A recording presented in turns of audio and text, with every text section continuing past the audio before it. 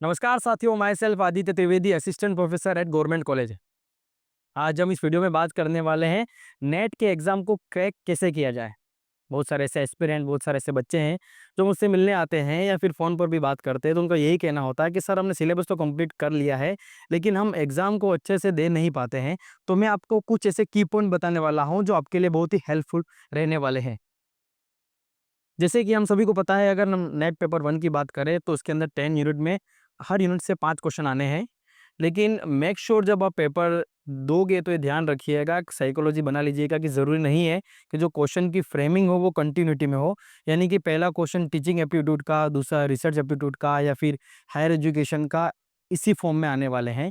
हाँ, लेकिन जो डीआई और जो रीडिंग कॉम्प्रिहेंशन यानी कि जो पैसेज वाले क्वेश्चन है वो कंटिन्यूटी में आएँगे और बाकी क्वेश्चन की कंटिन्यूटी की कोई गारंटी नहीं है। सो मेंटली प्रिपेयर फॉर दिस। दूसरा पॉइंट, जैसा कि हमें पता है कि पेपर 1 या फिर पेपर 2 उसके अंदर 10-10 यूनिट है, बट ये ज़रूरी नहीं है कि सभी यूनिट से इक्वल क्वेश्चन आ जाएँ। अगर हम पेपर 1 की बात करें तो हो सकता है कि किसी यूनिट से 7 क्वेश्चन आ जाए और किसी यूनिट से 3 क्वेश्चन ही आएँ। तीसरा सबसे इम्पोर्टेंट पॉइंट, जब हम पेपर 1 को अटेम्प्ट कर रहे हैं, तो आप ध्यान रखिएगा जितनी भी टाइम कंज्यूमिंग यूनिट है यानी कि maths, reasoning, DI, reading comprehension, इसमें आप इसको बाद में अटेम्प्ट करिएगा क्योंकि ये टाइम कंज्यूमिंग होते हैं।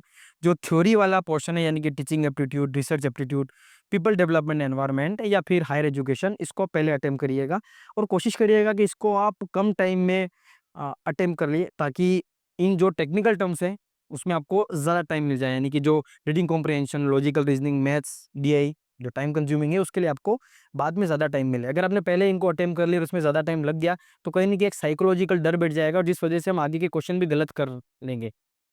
चौथी बात, पहले हमें क्वेश्चन को ढंग से पढ़ना है और 4 ऑप्शन देखना है। कई बार क्या होता है कि पहला ऑप्शन हमें सही लगता है और हम उसको टिक कर देते हैं, इसको सही कर देते हैं, लेकिन 4 ऑप्शन पढ़ने के बाद ही आप अपने आंसर में जाइएगा।